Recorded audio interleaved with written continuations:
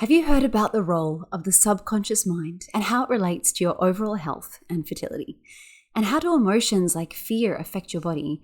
And what can you do if you're living in a constant state of what if? The mind-body connection is so powerful and something not to be underestimated. On today's episode, I am speaking with Dr. Katie Rose, who will help you understand how to align your body and your mind in the best way possible when you're trying to conceive.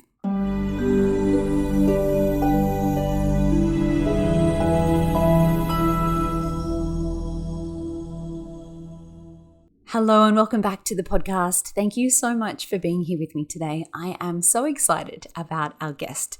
I think that she is the ultimate combination of science and spirit. Dr. Katie Rose is a licensed naturopathic physician. She's a hypnotherapist and a fertility coach who has been helping hundreds of couples overcome infertility for many, many years now. Her unique 3-step method to support the body, the mind, and spirit has allowed her clients to conceive despite years of unexplained infertility, unsuccessful IVF treatments, PCOS, Hashimoto's, endometriosis, and recurrent pregnancy losses. Katie and I live on the complete opposite sides of the world to each other, but I was actually lucky enough to meet her in person at a conference last year. She saw that I was on my way to a conference and she reached out to me on Instagram and said, "I think you're going to the same conference that I'm going to." So it was such a treat to meet her. She has this really beautiful, genuine, caring, and knowledgeable energy about her. And she is exactly the sort of person that you want in your corner if you are trying to conceive. So I hope that you get a lot out of today's episode. Let's get into it. Here is Katie. Katie, I'm so happy to be finally sitting down with you to record this podcast. You are such just an incredible wealth of knowledge on so many things, and I can't wait to get into this episode today. But can we start by learning a little bit about the work that you do and how you came to do that kind of work? Yes, Jen, I'm so happy to be here. And I think, like so many of us who end up in this work, we have our own little personal journey of getting here and getting frustrated and needing to find our own way. And mine began when I was in medical school and I decided to come off birth control. And I knew in my heart that someday I wanted to be a mother, and I'd been on birth control for so long that I really didn't know what my body was like without it. So I had this sort of maybe quarter life crisis where I said, screw the pill, and I threw it in the trash. And I thought, let's see what happens. And then I didn't get a period for 6 months, and then another 4 months, and then another 6 months. And I finally got into my longtime OBGYN and like, what the heck is happening here? And she was like, oh, it can just take some people a while to reset after being on birth control, but it's fine. And all your labs looked normal. And there's no reason for us to worry. And I confided in her. I hadn't told anyone else this yet, but I told her it's actually my greatest fear that I might not be able to become a mother. Like, this isn't giving me good feedback. And I'm wondering if there's anything else we can do. And she said, really, until you start trying, there's nothing that we can do. You start trying, you come back in a year, and we'll see what happens. If it bothers you so much that you're not getting a period, just go back on the pill. And I tell you, yes, yes. In case you can't see both our faces, the level of frustration was 12 out of 10. And I didn't know how to process my emotions at that time either. I mean, I was very bottled up, very numbed up. All I knew was like primary colors of like rage, some sadness, but certainly don't cry in front of people. And I knew that I was scared. And that fear ultimately lit a fire under me to find out what was going on, learn how to nourish my body. And it took me on around a 3.5-year journey of DIYing to figure out what I needed before my cycles came back to some level of regularity. And they weren't even regular when I conceived my first son. I tell people maybe TMI in some worlds, but here I know that people will appreciate hearing that I probably ovulated on around day 40 of my cycle when he was conceived. And that both shook me because I was at a point of deep frustration. Like, when the hell is this going to happen? Like, when's my body going to start finally like shaping up, acting like she's supposed to? but also I was like, oh, your period doesn't have to be perfect to get pregnant. I've been fed a lie.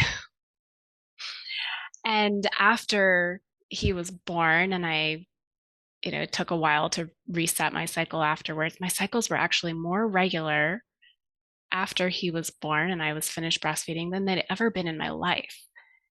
And so I just thought, this is so interesting. We're clearly missing a lot of pieces in our medical school training for this. And that ultimately led me to working as a naturopathic doctor specializing in fertility. Mm. Thank you for sharing that. It is something I hear, and I'm sure you hear over and over and over again. This whole, well, your cycle doesn't matter unless you want to get pregnant.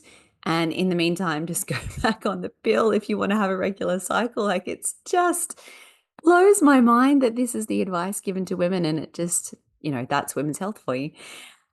So frustrating. So you decided to specialize more in women's health and fertility. Can you tell me a little bit more about that and the work that it ultimately led you to now? Absolutely. So this would have been around the 10-year ago mark that I said, you know what, we just need more resources for this. My best friend simultaneously was going through IVF, and there wasn't much available locally to us to support her. And so I again started diving to, okay, well, if I were to support someone going through IVF, what would they need? How do I improve my acupuncture skills? Because I had done a dual program in medicine and acupuncture. And I just threw everything into that, all of the learning into what it looks like to support holistic fertility. And yet my approach was still very physical, right? It was still looking at, okay, well, how do we need to help someone with their nutrition and the supplementation and blood flow and circulation and getting inflammation down and regulating blood sugar, all good things. But at a certain point, maybe around 5 years ago, I found that with so many people, we were hitting a wall of like they truly were doing everything right. And yet we were missing something. And as I just talked to more people, as I developed my own group program, and we were having deeper conversations because, all the education learning was taking place outside of our group meetups, was that there was this strongly emotional component that had never really been addressed as deeply as it could have been. Addressing the fears, the emotional processing, actually acknowledging how hard this is, and not just putting up this front of positivity Mm. 24/7. And as we dug into that, and as I got more training and education in emotional processing work, EFT tapping and hypnosis, that unlocked like another level of progress that we were able to see in my patient and client results. It's so amazing that you say that. And you're right, you can see it where someone is doing all the things. And I was this person, I had done everything right. I was doing everything perfectly, yet things still weren't happening.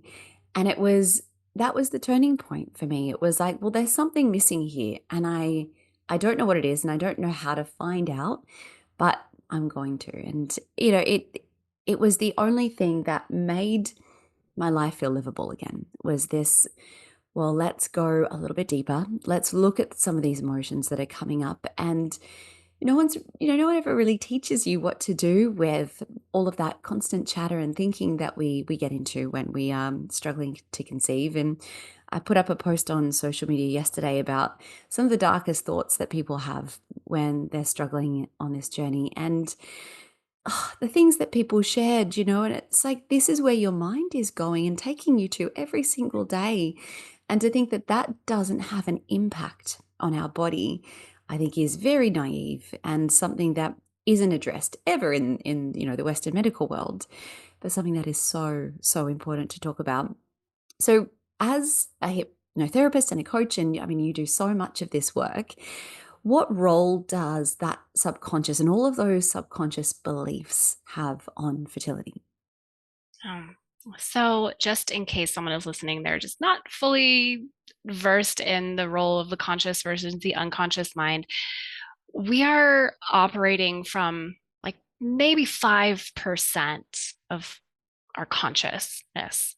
right? And so that means if we look at our whole being as an iceberg, we have that little tip of the iceberg that's poking up above the water, and then everything underneath that is the unconscious. And this is, our upbringing, the conditioning that we received from parents and society and religion and education, and maybe even hearing stories that we put in there is like, oh, okay, well, that's something I've learned, and now maybe I'll take that on as a belief. And even as we go through this fertility journey, when things aren't happening, we may start to have thoughts that we take on as beliefs, like maybe my body is broken.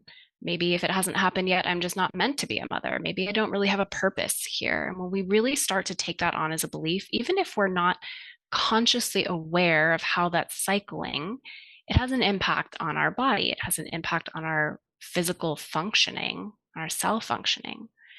So now that studies have shown that we have, around 60,000 thoughts per day, and around 40 to 80% of those, depending on the person, of those thoughts are negative thoughts, and we're repeating 90% of those thoughts, that has an impact on our body. And And our thoughts, go ahead. no, I was saying, like, it's impossible to think that that wouldn't have an impact on your body, isn't it? And I think if you hear someone say something to you that's negative, you immediately take that on and think about it and process it. And imagine if you are constantly telling yourself these negative things over and over again, it is impossible to think that that's not going to have an impact on your body, isn't it? Absolutely. Mm. And if we're walking around relatively unaware of it, because we can't possibly be looking at every single thing that we're meant to process, everything. We've got like 50 million bits of information coming at us at any given time. Like we can only pick up around like 20 of those bits at most. So that's not a lot.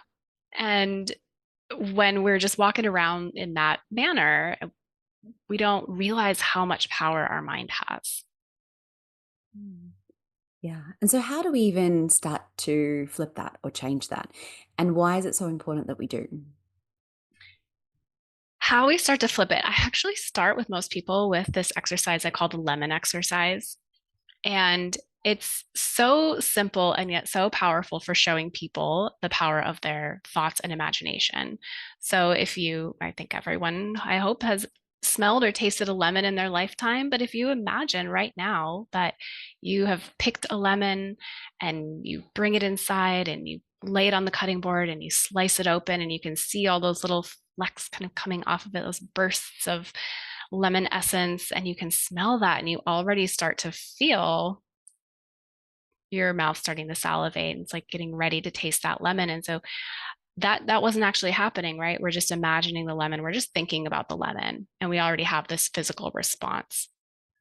So I think just giving people an example of how easily our physical body responds to something we're thinking about wakes people up to, oh, there's something happening physiologically. Mm. And now, if I can just be more aware of my thoughts, it doesn't mean that you have to force yourself into this toxic positivity. When you notice a thought and you're like, ooh, oh gosh, I'm such a terrible human being. And I can't believe I'm having that thought. And like, I was already thinking about going off the bridge, but I might as well just go for it.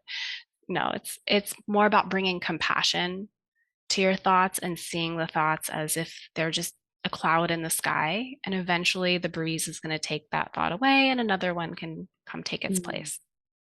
Yes, recognizing thoughts for what they are, which are just thoughts. They're not reality, they're not set in stone. So, can you explain a little bit how thoughts then affect our fertility? Yeah. So if we know that it creates this impulse, and while we don't know exactly where a thought originates, we know that it creates this electrical impulse in the brain. And this impulse will travel from neuron to neuron. And eventually that impulse lands outside of the central nervous system. So we'll land on a cell outside the nervous system, and that creates a cell response. So when it comes to fertility, we know that when we are in fight or flight mode, when the nervous system is highly activated in that sympathetic state, it changes blood flow direction. It changes blood flow in the sense that it will redirect the flow of blood to our skeletal muscle, our brain. So if we need to run from that lion, our body is prepared to do so. So if we're having these thoughts that create a stress response, we change that physical response as well. And the body will start to view the importance of our vital organs as highest priority. And the reproductive system is not part of the vital organs. So it just puts that on the back burner of like, okay, we're getting all these signals that it's not safe right now to conceive. So we're not going to send resources there. So it really puts the emphasis on nourishing the nervous system Yeah, which is when we're such a focusing on fertility. huge topic, isn't it? So, and we will It get into some is. of that. Yeah, it is amazing. And, people say this to me all the time. They're like, well, people get stressed when they're pregnant all the time. So why do I need to worry about my stress levels and, regulating my nervous system? And the way I explain this, I'd love to get your thoughts on this. Yes, you absolutely can get stressed. You can get pregnant, sorry, when you are stressed.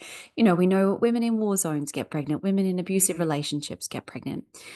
But that doesn't mean that it's going to make your life any easier. It can make your journey to conception longer and more difficult. And the biggest thing I find, from my own personal experience and watching all of my students, is that it just makes your life so miserable being in this stress response state. When you are so hypervigilant and so on edge all of the time, it just takes over your entire life. And sure, you can push your body and you can override a lot of those hormonal issues through, treatments like IVF. And I did that and it does work, but I don't think that sets you up for a particularly healthy pregnancy or calm or enjoyable pregnancy. And it certainly doesn't set you up for, your experiences as a new parent, which are, ultimately that's the whole point of this journey. Yes. Yeah. So what do you normally say to people when you're talking about stress and why it is so important for them? Yeah. I do address how unfair it is up front that someone in a war zone or someone who is, living unhoused, using drugs is getting pregnant, and emphasizing the need to release comparison and that victim mentality of like, why me? Why does it always happen for everyone else except me? Like, I understand it and I have compassion for it, and it's not of high service for your vision or your goals. So, like you described, it doesn't feel good to be in that state. And it's certainly not the healthiest state to be in mentally, emotionally going into a pregnancy. And we have more and more data coming out about how, the mother's mental and emotional state can impact the child later on. And yes, in parenthood. And because you and I are on the other side of it, and we've probably seen how children are our greatest mirrors, and they will show us all the wounds that we have not healed yet. For the people who are facing this now, preconception, there's a new opportunity to do this differently. And I don't know exactly what the individual lessons are going to be for each one of you listening, but I do know that if you are willing to do things differently, it will set you up for a more easeful pregnancy, a more easeful parenting journey, and just having that awareness so that you're also, it's not all going to be easy, but you will grow to that challenge in a way that you'll be proud of. Hmm. And it's so easy to say that, isn't it? But when you are able to look back at it in hindsight, Yes, it's all 2020 in hindsight. it is. And I say to people all the time, I don't know why this is a challenge in your life. I don't know why this has come up. And I don't know why you have to go through so much heartache and so much loss and so much pain. But maybe one day you'll be able to look back and understand, what everything, not that we're ever going to want to, like it or have to always be grateful for every part of your journey. I don't think, when someone has been through multiple losses and late term losses, we don't have to be grateful for everything that we've been through, but maybe one day it will make sense. And that is the only hope that I think we can give to people sometimes. Can we talk a bit about fear? And I think that because we're humans, we are so hardwired to go to focus on the things that are scary. It's like, you get 9 compliments from someone and then you get one negative piece of feedback from someone. And that is all you focus on. The 9 compliments are out the window. So we are so hardwired to be kind of looking for this like sign of danger or safety throughout our lives, right? So why do we do that? Even though we live in a day and age where the tiger is not about to come and attack us, because that's not how we live anymore. And how can we get out of that constant state of being on edge and looking for that danger? Yeah. Well, the why are we hardwired for it does really go back to our probably early days of what we maybe went through generations and generations ago. And it was wired for our survival. Mm. And our brain, that is really all our brain is wired for, is our survival, and not necessarily our thriving, our doing well, our being our happiest, right? It's looking for the threats so that you can plan ahead and you can survive them. So for anyone who's out there like, oh yeah, my brain is really good at that. It's really good at the worst case scenarios and planning for all of them. It's like, great. Your brain is doing exactly what it's supposed to. And when you can pause and bring awareness to that and just start to notice, like, ooh, that was a really interesting thought pattern or imaginative experience that I just had, and just find pause. That's the starting point. There are plenty of tools that I use in my practice, and there's no one right way. There's not an only way that you can release fear. You can use journaling, you can use EFT tapping, you can uh, talk to a trusted provider, a coach, a therapist, and you can find a support community where you know that you're not alone. Because when you learn, oh, everyone else is having the same fears and we're all actually okay and we're safe, then that can bring a sense of humor into it as well. You're like, oh my gosh, look at all of us hens, barking up about all this fear, and like, okay, we're gonna be all right. There's just so many ways that you can do that. Maybe the most hopeful thing that people can know is that there's many opportunities for releasing fear, and that you don't have to do it alone. There's communities like yours, and there's really communities all over the place that are designed to help people now with this. And the reason it's important to address it is, if we're just allowing it to simmer beneath the surface all the time, it's keeping us in that highly activated state. Fight or flight, people are aware of that verbiage, but the fight, flight, freeze, fawn response is also a direction that our nervous system can go. And it keeps us stuck or feeling like we need to run away from something all the time. Mm. And Yeah. when we can acknowledge it and actually find the tool to process it and release it from the body, then we find that state of, oh, I can actually rest. I'm safe to relax now. Because it's not just about just relax and it'll happen. A lot of us don't feel safe to relax. So if we're told just relax, it's highly frustrating. It's like, I don't know how. I wasn't born with this manual. I was born to survive. And my survival has not allowed me to relax. So thank you very much. It's so true, isn't it? So how do we get around those sort of blocks? I mean, the fear, I would imagine, contributes to a lot of those subconscious blocks that we mentioned before. Is that right? It is. It's one of the most common that I hear about as people start talking about what's coming up in their journey. And it may be one that people are more conscious of. I'm scared that I'm getting too old. I'm scared that this isn't going to happen. I'm scared that there's something really wrong with my body and it's not capable of doing this. But there may also be subconscious fears that are blocking conception as well. And I actually hate the word blocking, because it's really more of like this veil that's like, oh, once we find it, we just gently pull it aside. And so I don't want to instill more fear into people and they're like, oh my God, I already knew I was scared, but now I have subconscious fears I don't know about. Like, So how would we know that we have those subconscious fears? Like, how are they going to show up? yeah. This is where getting some help can be really impactful, because most of us aren't aware of our own blind spots. And sometimes we have a situation where someone truly desires in their heart to be a mother, but they're also afraid of being a mother. Maybe their own childhood set them up for that fear because of the way in which they were parented. Their mother yelled at them a lot, and she wasn't resourced to deal with her own emotions or nervous system. And so the childhood experience to them, there's like this internal conflict like, I really want this. I think I would be good at it, but I'm scared of it because I don't want to turn into my mother. Or maybe there's a fear of childbirth, and they've heard the stories from every one of their friends that, oh, this is the most horrible painful thing I've ever gone through, and they're like, oh my gosh, I really want this, but like, I don't know if I can go through that. I don't know if my body's capable of childbirth.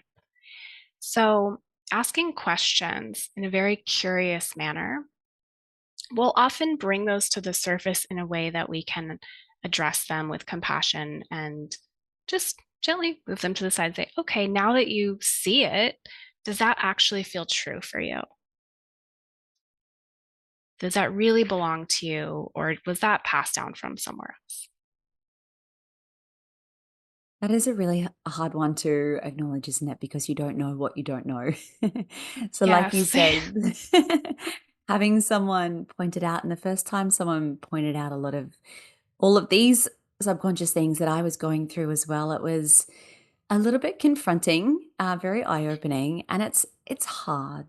It's so hard to address these deep-seated beliefs because your brain's like, don't go there, don't go there. This is too painful. I don't want to think about the fact that maybe I'm too old and I've missed my chance. And every doctor has told me I have such a low chance of actually having this work. And it's really, really scary and really hard. But I find that the only way to move through these is to show your brain that you've considered like the worst case scenario, the worst, and that you survived and you're okay.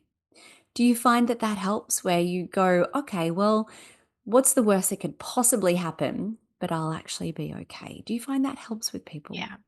We Mm. do that exercise quite frequently while using some anchoring tools to remind their nervous system that they are indeed safe, because we want to make sure that someone has the resources to go into that zone of possibility. And then to also train the brain for, well, what is also the best case scenario? Because we're so well trained to go to the worst case scenario or stop ourselves just at a certain point of, I'll go here, but I won't go there. And so we use tools and resourcing, and in the subconscious world, sometimes we might install an anchor that reminds someone of how strong they are, how loved they are, how confident they have been in certain situations, so that as you then start tiptoeing down the path of what would be the worst thing that could happen, that you would also survive and be okay, they have that strength and resource. They know that that's actually something they're capable of. So incredibly important. So, what are some of these anchoring tools that you use, or just other tools in general that you find are really helpful for women getting through Yeah. this? So one of them is actually called anchoring, and it's literally finding a spot on the body that we might say like, okay, we're going to use your first knuckle here, and we'll call forward a time when you felt so deeply loved, a time in your life when you remember what unconditional love feels like and looks like, and you can feel that blossoming in your heart, and it feels so strong and so positive that you just feel overwhelmed by it through your whole body. And at the peak of that feeling, we'll have them hold the anchor and then release. And we'll repeat that several times until that anchor can be used to elicit the feeling state. So that as we go in and start processing painful memories or painful possibilities that their brain has created, we have a resource anchor for them to call upon to remember the strength and the love that is actually within them. Mm, it's so I also powerful. love EFT tapping, and I think you've explored it on the podcast as well. So good. It's, I mean, it's just one of my favorite tools of all time because you can use it for just about any situation, and it's free, and you really can't fuck it up. So it's just one of my favorites. I go on tapping walks in my neighborhood. I'm sure I'm just known as like that crazy lady. What is she doing? Embrace it. I fully do. It's one of those things that tapping, it's like it's too good to be true. Like, oh, how can this be so effective and it's so easy and free? And yeah, one of those very powerful tools that people can learn so easily. Can we talk a little bit about the role of spirituality on this journey? And for a lot of people, if you're not religious, it's sort of hard to connect to that sense of purpose or that kind of higher guidance when you are struggling, and very hard to kind of put it all into perspective and to look at, why could this be happening in terms of my own personal growth? And we don't want to address any of those things when we're struggling. But when No, someone it can be very difficult. very difficult, right? But when you are able to connect to kind of your higher purpose or your higher self or the universe or whatever you want to call it, how do you find that that really helps people on their journeys? Oh, I think it's one of the most impactful things that we can have available to us. I think if I were to create a sort of foundational pyramid the way our food system does, I would put nervous system regulation and intuition as our foundation of the pyramid.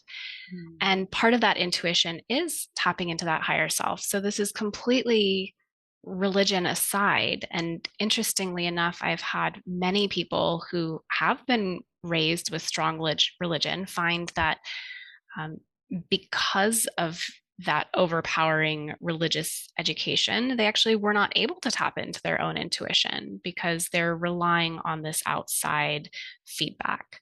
So when I think about intuition, I think about what is your inner knowing? How do you feel that? And how does it come to you? Because it will come through differently for different people. And not only are you able to access it, but do you feel safe to follow your intuition? And if not, how can we resource you to feel safe to follow it? Mm. So that would be number one. And it's so important because when you think about all of the expert advice that someone might receive on this journey, if that expert advice does not actually align with you, your body, your intuition, it's really not that valuable. Mm. And it gives us a sense of empowerment to really know within ourselves what feels true, what feels right, and the decisions that we have to make, because these are big decisions. And we don't want other people making them for us. Those are the decisions that we usually end up second guessing Gosh, and that is so creates true. more fear. Yeah, it Yeah. sure does. So why, well, I mean, how do we even start to listen to that intuition? I mean, that's a huge Yeah. question. Yeah. I think the biggest one, and I resisted this so hard, is finding quiet, just tuning out noise. And this for me was a practice that I had so much resistance to because it also meant having to be present to a lot of the uncomfortable emotions that wanted to be witnessed and seen as well. And they were very loud in the Mm. beginning of my own journey of finding silence and intuition. And it was to the extent for me, I had actually been assigned by a practitioner just 10 minutes a day of silence. And I was like, oh my God, like I wanted to run from that. And I would find every excuse not to do it. Like, I have just so many things to do. And then, oh, now I have to walk the dog. And now I have to do this and that. And it's just like, just brain, just shh. And sometimes it needs to run out of all the things. But there are some practices that have found over the years to help me, because my brain tends to be very busy, to anchor into a sense of quieter. And one of those is just to notice where my feet are. Can I notice what my feet are doing? Can they be grounded? Can I imagine this grounding cord going from my feet all the way to the earth? Can I notice my breath? Do I notice how the breath actually lands in my body? And even as I start to say that with you, like I can feel my internal system slowing down. And it's a practice, right? And I think that's why yoga is so impactful. And I do believe that for me, yoga was one of the things that really supported me in my postpartum and preconception leading up to my second son. It was that time of day when I had this stillness in my mind. And sometimes it would still fire things up. And then I'd have to come back into my body and be present in my body again.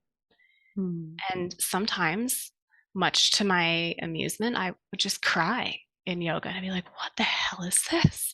And as I got more and more comfortable in understanding what was happening, I was like, oh, this is just a release and it's okay. So that was an impactful way for me to find intuition. Um, but I invite your listeners to get curious around what type of experience would allow them to find some quieting of the mind. Mm. We are so resistant to it. And I am a yoga and a meditation teacher, and I still struggle with it. So don't think that you have to be good. And that's the thing people ask me all the time, like, well, how am I meant to meditate where I'm terrible at it and I can't sit still? And I'm like, well, don't sit still, go for a walk. Yeah. You know, take your phone and put it on airplane mode so it can't bother you, and just notice, how do your feet feel when you walk? How does the temperature of the air feel on your skin? What can you notice around you? And there are so many ways to find silence, and you don't always have to find physical stillness to get that mental stillness, right? You can come into your body is such a powerful way to do it. Like you said, even through a yoga practice, we get to that mental stillness by coming into our bodies as well, which is not something we're taught. Back to the list of things that we're not taught. And you're right, Where was my manual? where's the manual? Why didn't we learn this at school? You do have to kind of run out of things, right? As you said, your brain has to go, okay, well, I've already been through all of the things. Now what? Oh, okay. Maybe it's okay to leave them.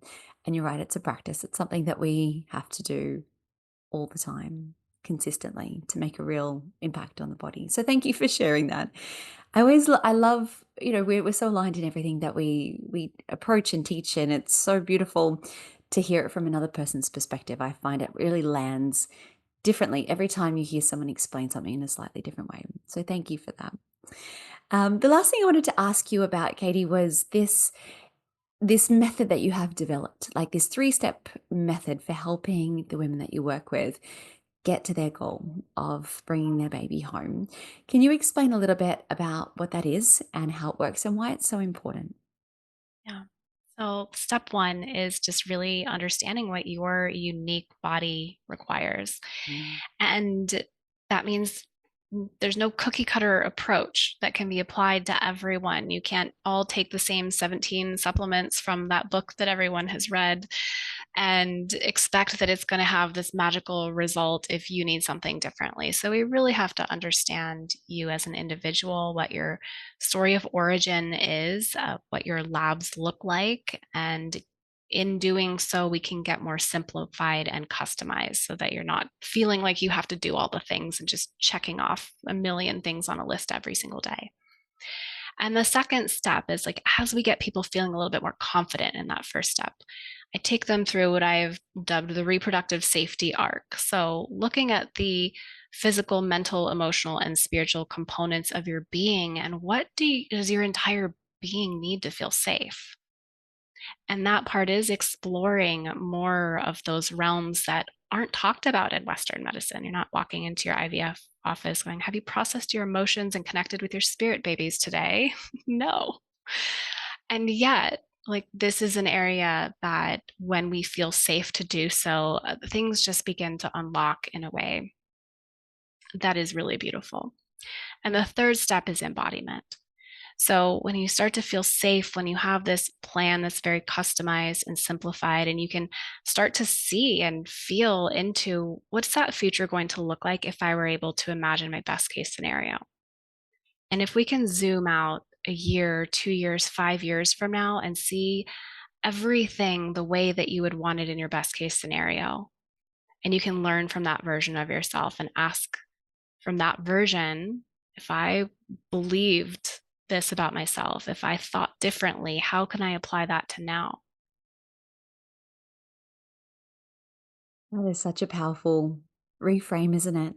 And not something that we want to do. It's the here and now. It's the, what supplement do I have to take today? What do I have to do tomorrow? What appointment do I need to make sure I've got in my calendar? It's very rarely do we zoom out and say, well, would I make that decision if I knew for an absolute guarantee that I would be pregnant in 6 months' time, would I make that same decision today? And I think that's a really Yeah. powerful mindset to get people into. So thank you for sharing that as well.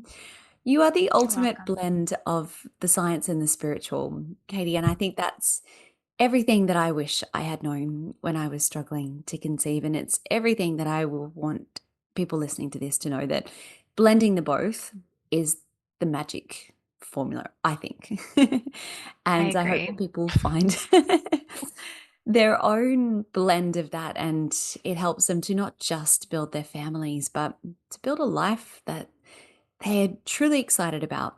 And that's the greatest gift that you can give to yourself. Before we finish up, is there anything that you want to leave people with, or anything that we haven't talked about today that you think is important to mention? Mm. Well, if we're going to go a little bit on the woo side that we've touched on, Go but woo. I do fully believe on that spiritual front that like we're entering a new era, and the spirits that are essentially being called forth to help with the way this planet is going at this time, it's going to require something different of us. And there is a lot of letting go and a lot of trauma processing that will be required with this particular slew of parents who are trying, so that when these souls come in, they're not having to deal with all that old BS. And that is going to be challenging. I'm not saying that it's going to be amazingly easy, and yet there are so many people going through it. And I have wondered sometimes if that's part of why we're seeing, even further decline in the fertility numbers, is that we're really being called to do something differently. So if you're listening to this podcast, I don't think it's any coincidence that this message was for you. And there's so many beautiful episodes of this podcast to support you in that journey of your soul. And so having trust that you are actually in the right place at the right time, even if it doesn't make sense right now. Thank you. You have so many beautiful resources that you can share with people. You have a podcast of your own. Where is the best place to reach you and find more about you, Katie? Yes, the best place to find me is usually on Instagram at Dr. Katie Rose. I host the Brilliant Fertility podcast, and a few times a year, I open doors to the Brilliant Fertility program, which is a very in depth, intimate program to peel back all of these layers that we've discussed today and take people through that 3-step process of embodiment. And this is it's not going anywhere anytime soon, so I'll be around. Thank you. And I'll make sure to leave links to all of those in the show notes. So thank you so much for joining me today and sharing all of your beautiful wisdom. And we could just listen to your calming voice all day long. So please, I if you feel the haven't same. already, jump over to Katie's podcast because it is beautiful. So thank you again. Thank you, Jen.